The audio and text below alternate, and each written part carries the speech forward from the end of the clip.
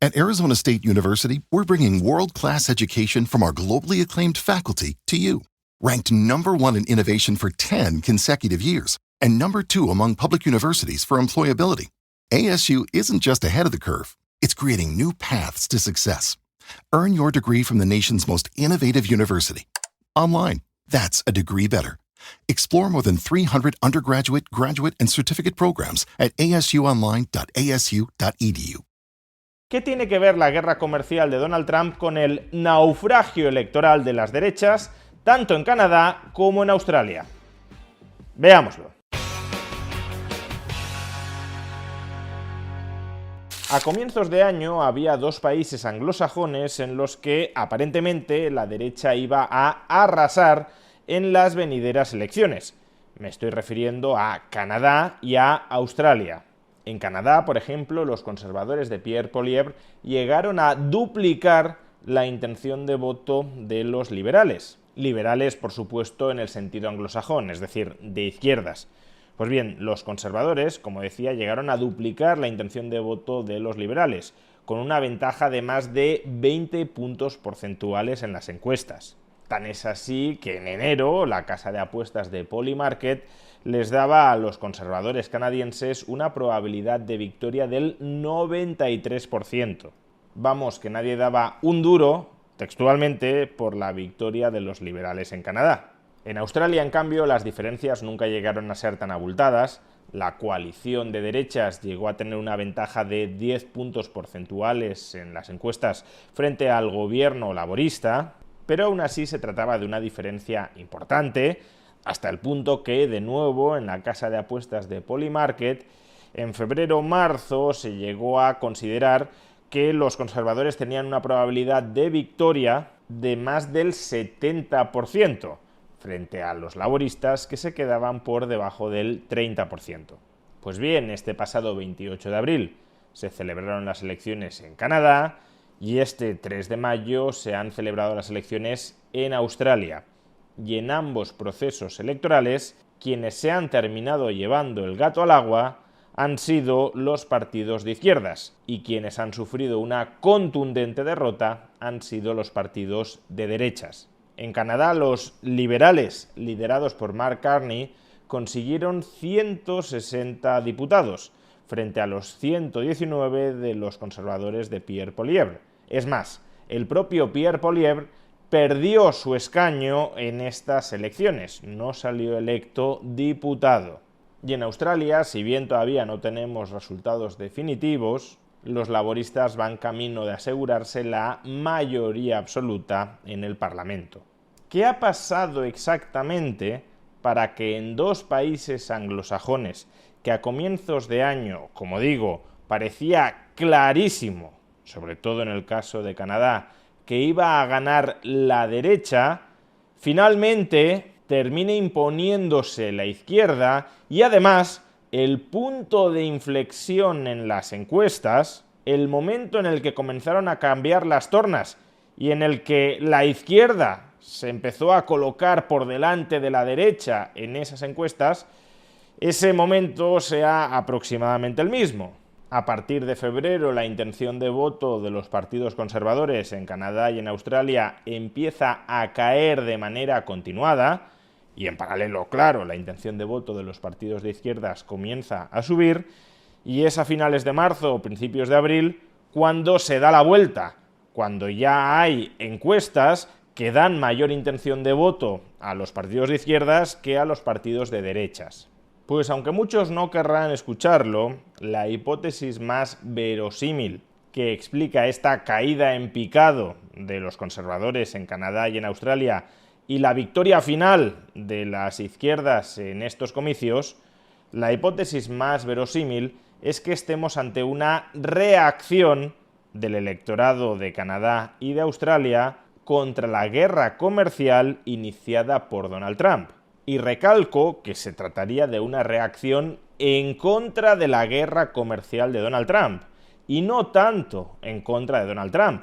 Al fin y al cabo, la figura política de Donald Trump ya era sobradamente conocida, tanto en Canadá como en Australia, a lo largo de todo 2024 y también una vez resultó electo en las elecciones de noviembre. Es más, en enero comienza a gobernar y durante el mes de enero los partidos conservadores en Australia y en Canadá seguían muy por delante en las encuestas frente a los partidos de izquierdas. Es más, la mayor brecha, la mayor diferencia de voto, en el caso, por ejemplo, de Canadá, se produce durante ese mes de enero.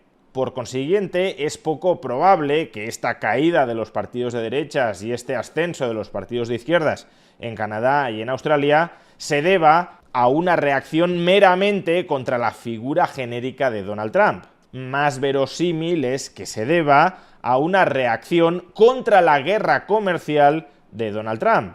Recordemos que los primeros aranceles contra Canadá y contra México son impuestos por Donald Trump a comienzos de febrero. Si bien es cierto que a última hora se retrasa su entrada en vigor un mes, es decir, para comienzos de marzo. También fue el 10 de febrero cuando Donald Trump anunció sus aranceles sobre el acero y el aluminio importado desde los Estados Unidos. Aranceles que en este caso también castigaron a Australia. Y también fue el 13 de febrero cuando Donald Trump anunció su intención de imponer aranceles recíprocos a todos sus socios comerciales a partir del 2 de abril.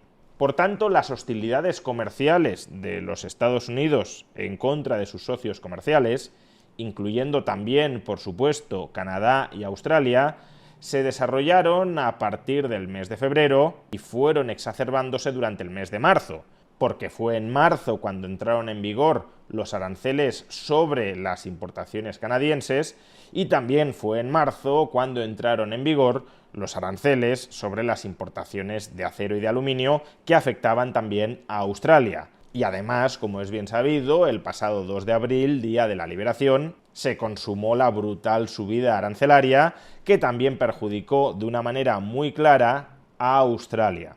Vamos, que la mayor parte del electorado de Canadá y de Australia ha visto las acciones comerciales de Donald Trump como una agresión en contra de sus países, en contra de sus economías. Y como ese agresor externo estaba conectado ideológicamente con los partidos de derechas de Canadá y de Australia, pues han buscado refugio nacional a ese ataque comercial percibido desde fuera en aquellos otros partidos que no tienen ninguna conexión con Donald Trump, es decir, los partidos de izquierdas. Y cada uno, desde luego, podrá tener su opinión acerca de si el electorado canadiense y australiano tiene razón en reaccionar como ha reaccionado.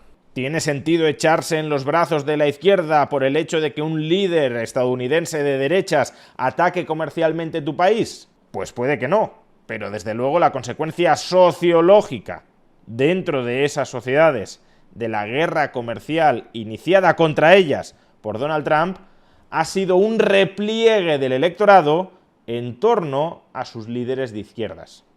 Algunos ven en la guerra comercial de Donald Trump una jugada geopolítica maestra, pero de momento la cosecha geopolítica de esa guerra comercial no está siendo especialmente provechosa para arrinconar políticamente a las izquierdas gobernantes. Al contrario, en los casos de Canadá y de Australia las ha resucitado.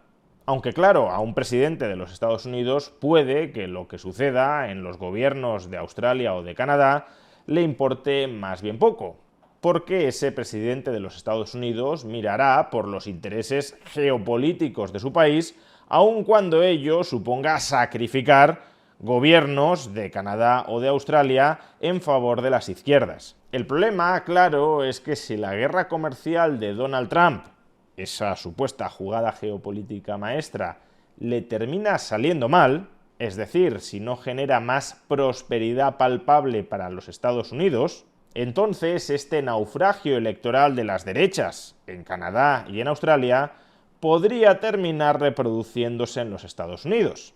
Y desde luego volver a entregarle el poder a la versión más radicalizada del Partido Demócrata de los Estados Unidos no sería ninguna jugada geopolítica maestra.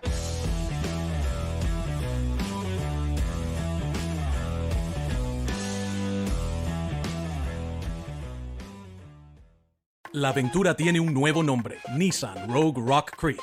Con la Rogue Rock Creek estarás listo para conquistar el camino que venga. Si es una ruta rocosa, tienes llantas todoterreno. Ante una gran bajada, control para descenso inclinado y su parrilla tubular para techo, lista para lo que necesites. Cuando la vida te ofrece aventura, tú tienes la Nissan Rogue Rock Creek.